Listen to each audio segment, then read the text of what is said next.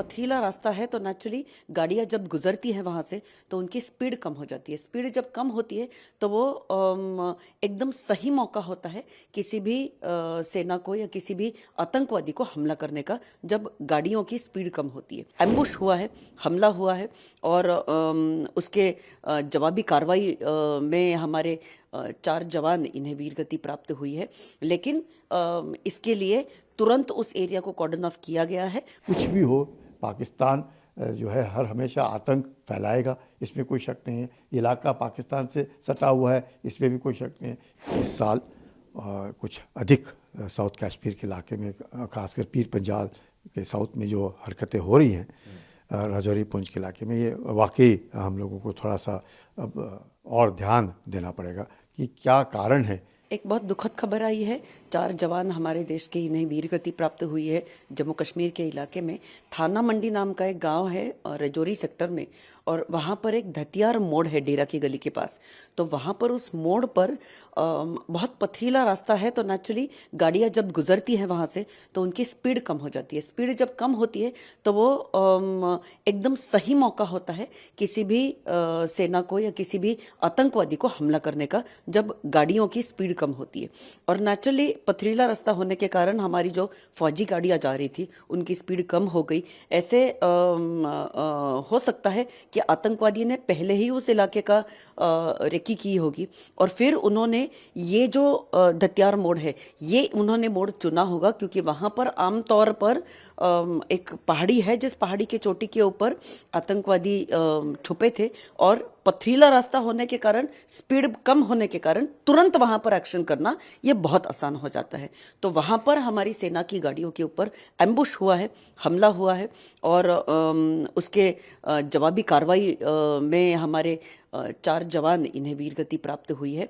लेकिन इसके लिए तुरंत उस एरिया को कॉर्डन ऑफ किया गया है और आतंकवादियों को अभी जो कार्रवाई शुरू है वो कार्रवाई अभी जारी रहेगी जब तक आतंकवादी मिल नहीं जाते। इस प्रकार के जो मंसूबे रहते हैं आतंकवादियों के कि छुपकर डर कर मारना भारतीय सेना के जवानों को, ये बहुत एक घिनौना रूप है आतंकवादियों का, और निश्चित ही हमारी सेना ये यशस्वी हो जाएगी उन सारे आतंकवादियों को मार गिराने में। ये कुछ ऑफ लेट मैं कहूँगा कि इस साल कुछ अधिक साउथ कश्मीर के इलाके में, खासकर पीर पंजाल के साउथ में जो हरकतें हो रही हैं, राजौरी पुंछ के इलाके में, ये वाकई हम लोगों को थोड़ा सा अब और ध्यान देना पड़ेगा कि क्या कारण है कि ये इस तरफ ज़्यादा हो गए। कश्मीर में आप देखते हैं कि वैली के अंदर अमूमन पीसफुल एनवायरनमेंट है, टूरिस्ट काफ़ी ज़बरदस्त हैं, लोगों का जो झुकाव है वो अलग है। तो ये जो बॉर्डर का इलाका है, खासकर पाकिस्तान के नज़दीक का सटा हुआ इलाका है, फॉरेस्टेड इलाका है, बहुत जंगल है उधर, थोड़े पहाड़ी ज़्यादा है, वुडेड एरिया है, प्लस पासेस जो है अभी विंटर में बंद होने का है। तो ये कारण है कि वो सोचते हैं कि यहाँ पे हिंदू और मुसलमान दोनों इस इलाके में रहते हैं।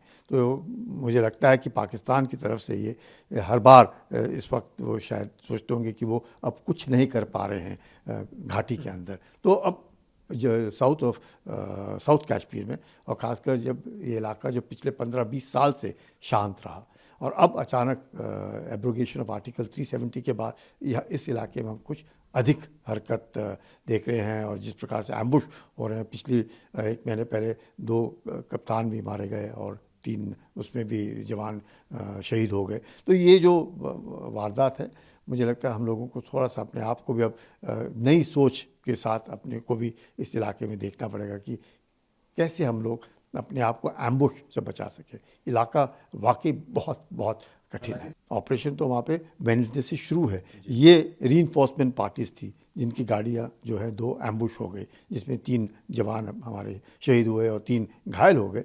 ये मुझे लगता है कि कई बार ये कहना बड़ा मुश्किल है कि गलती हो गई या क्या है, ऐसे नहीं है। वाकई अगर आप उस इलाके में जाएं, बहुत ही कठिन इलाका है।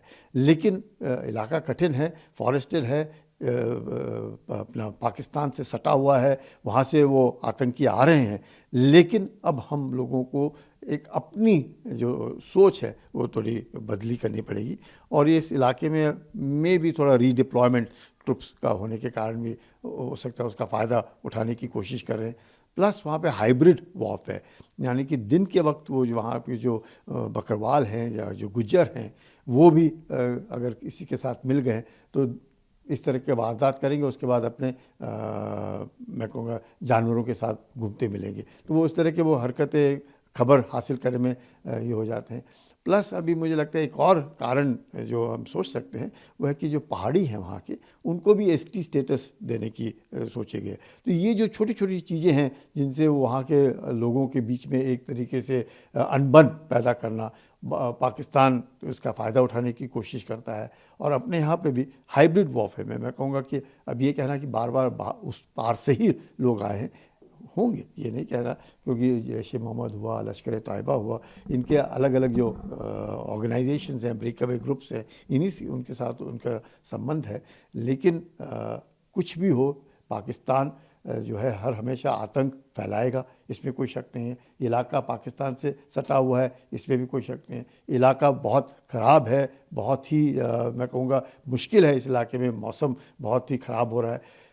इसके बावजूद भी हम लोगों ने यकीन करना है कि अब हम लोगों को सोचना पड़ेगा कि किस प्रकार से इस तरह के एम्बुश से हमें अपने आप को बचाना है और आतंकियों को मारना है।